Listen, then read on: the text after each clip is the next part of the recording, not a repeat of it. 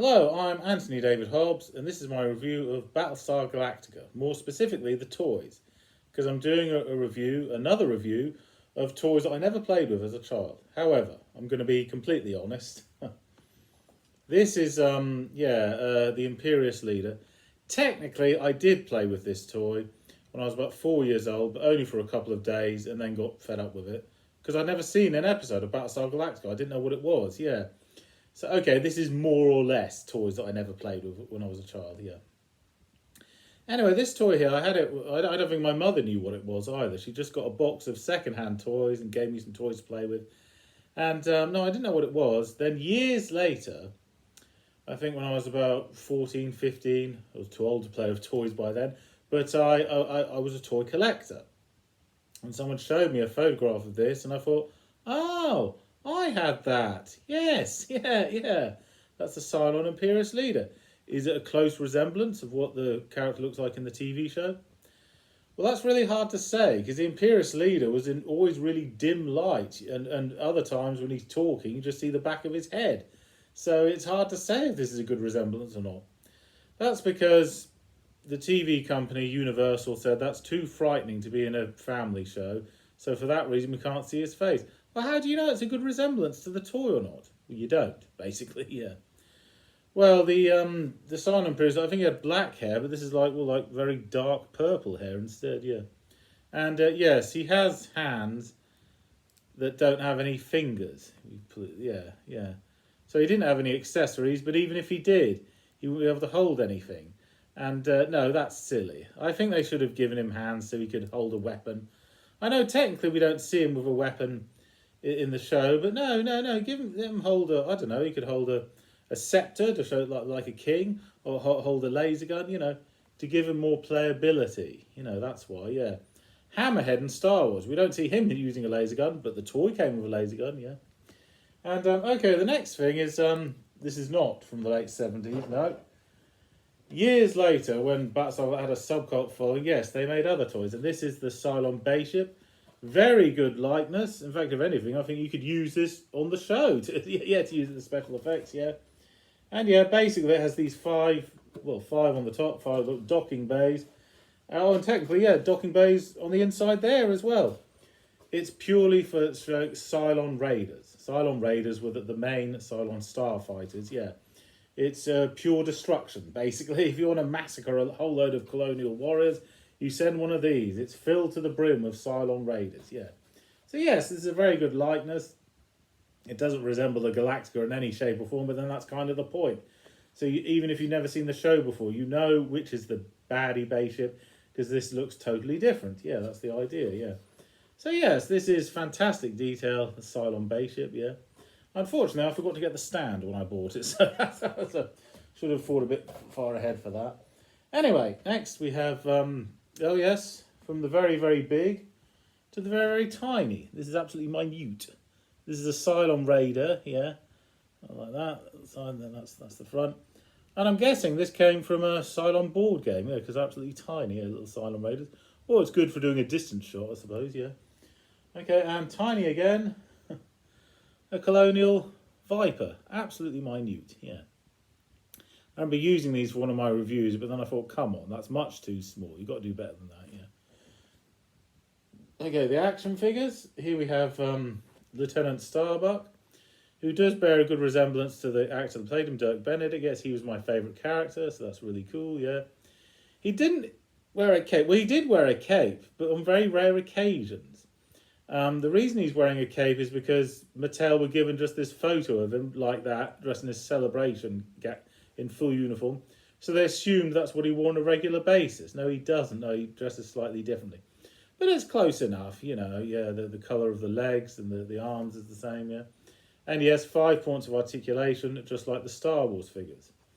And over here we have Commander Adama, who I don't think he ever used a laser gun in the show, but to give him more playability, yes, he has a laser gun that's the same mould as Starbuck's laser gun, And, the Star Wars company wanted to sue Battlestar Galactica because it's so similar to their formula. The space battles are very similar. And the toys, when they came in a packet, had a huge picture of the character next to it, just like the Star Wars format for the way they did packages for their action figures, yeah. But then there were loads of imitations of Star Wars here, there, and everywhere. Yeah, they were jumping on the bandwagon. Battlestar Galactica, created by Glenn A. Larson, was originally called Adam's Ark in like the late 60s, about people who've left their home, it's inhospitable, to find a new home, yeah. And but nobody was interested because it was too expensive. No one wants to see an epic space saga. Then, because of Star Wars, then Universal wanted to make a TV version of it. But we can't call it Adam's Ark. No, something more space battle-y, yeah. So it became called Battlestar Galactica, yeah. And over here, again, this was not released back in the 70s. This was much later.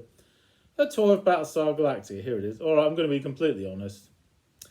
This is a toy of the Battlestar Artemis. The Battlestar Artemis, yeah.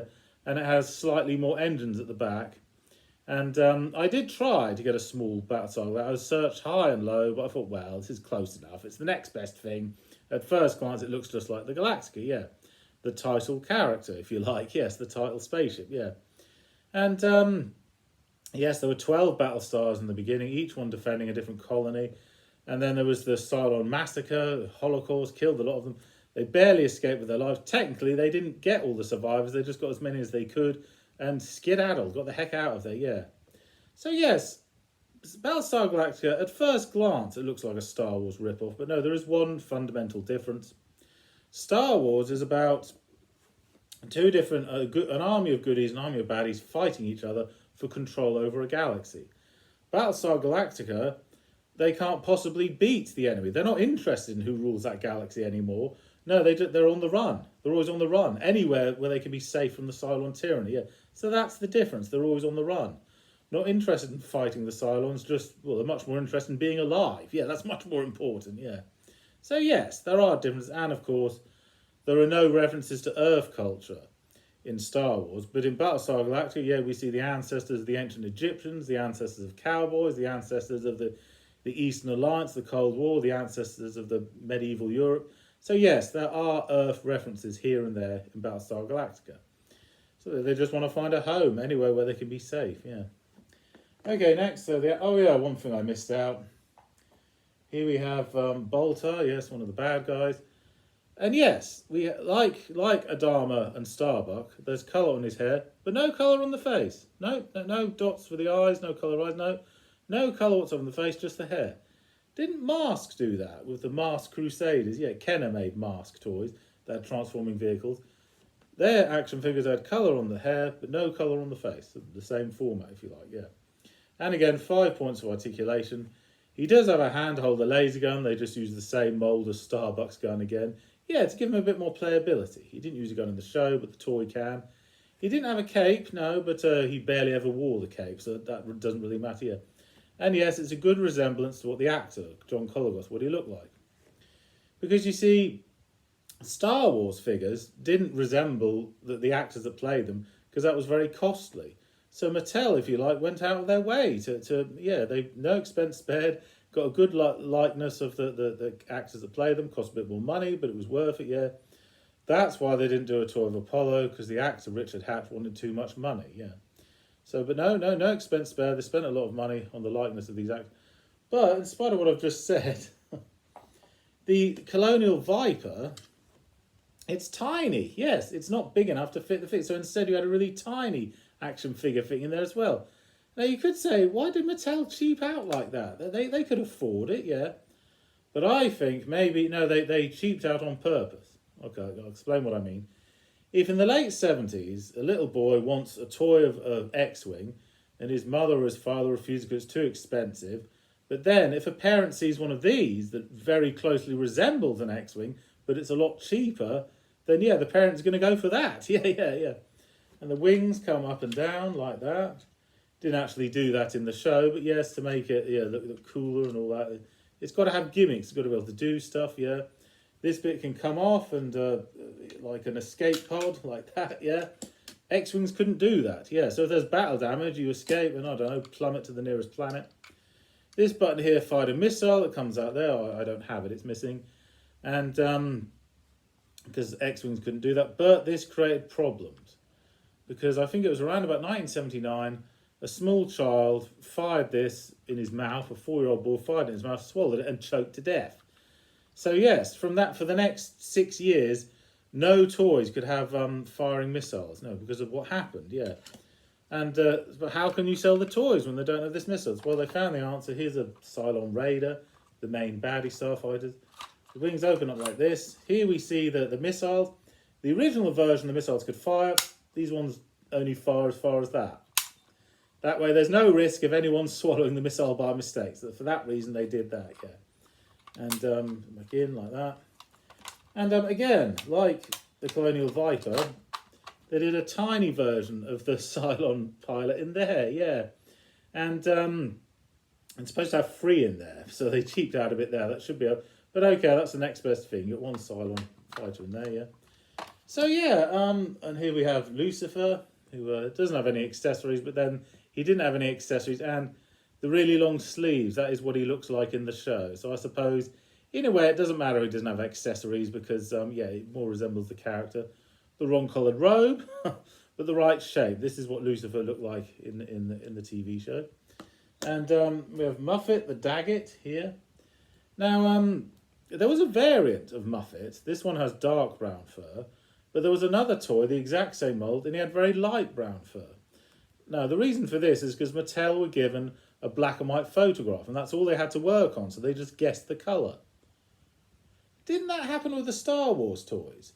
The blue Snaggletooth. The reason he was the wrong colour was because Kenner were just given a black and white photograph to work on. Well, yes, toys are a bit more accurate now. Anyway, Mattel realised their mistake and made ones of dark brown fur instead. So yeah, this much more resembles the character.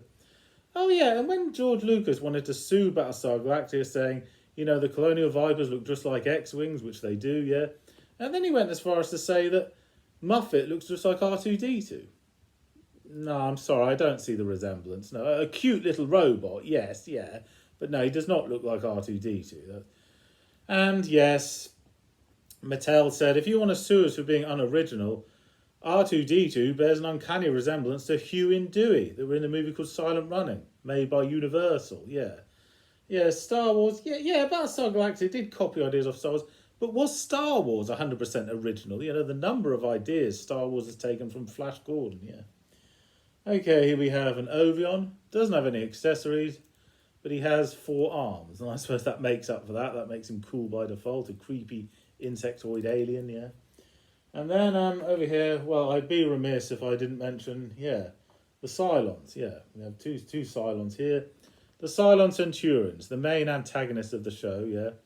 They are really cool. I didn't notice this when I was a little boy, but actually, technically I did. Well, they look like Darth Vader, both of them. They have this, yeah, the red eye that goes left and right, but they have like a triangle, just like the face of Darth Vader. In fact, when I watched the A-Team, because I didn't see Battlestar Galactica when it was new, I saw it when I was about 10 years old, I saw an episode of the A-Team where a Cylon walks past Face, and I thought, that looks just like Darth Vader. It's the wrong colour, silvery chrome, but it looks just like Darth Vader. And when I was a little boy, I didn't have any Cylon toys. When I got into Battlestar Galactica, I had 2 toys of Darth Vader, and I pretended they were Cylons. That's what I do. If a toy roughly resembled, I'd do that, yeah. So why do they have a triangle there on the face? Why not a circle or a rectangle or a diamond? Anything but a triangle, you know. But it was the belief that's what the people want, just resemble something that's been done before, yeah. So apart from the triangle, I thought the Cylons were really cool, original, apart from the triangle face, yeah. And yes, they walk like this, hold like they're on patrol, you know, yeah, walking. But how can you shoot anything when you're holding the weapon like this? Well, there is a way. It doesn't tell you this on the cardboard package. No, you have to work it out for yourself. You put the laser gun in the other hand like that. Yes, then you can shoot the enemy like this. And it comes with like a bayonet, yeah. If anything, more detailed than a stormtrooper's laser rifle, yeah. Yes, I can't imagine without Cylons. They did Bore, they did Ovions, but these were the definitive bad guys, yeah. I didn't know Star Wars toys existed when I was about 7 years old. If I had known, I would have been over the moon, yeah. I'd bought an army of Cylons, yeah. But there, well, I found out later, yeah. So yes, I didn't know they had toys when I got into the show, so I missed out. So to make up for that, get all these toys later, yeah. And Is Battlestar Galactica as good as Star Wars? No. But then does it have to be? Does everything have to be as good as Star Wars? It's the next best thing to Star Wars toys. That's the best way I could sum it up. Okay, thank you for watching. I'm Anthony Hobbs, and I'm never bored.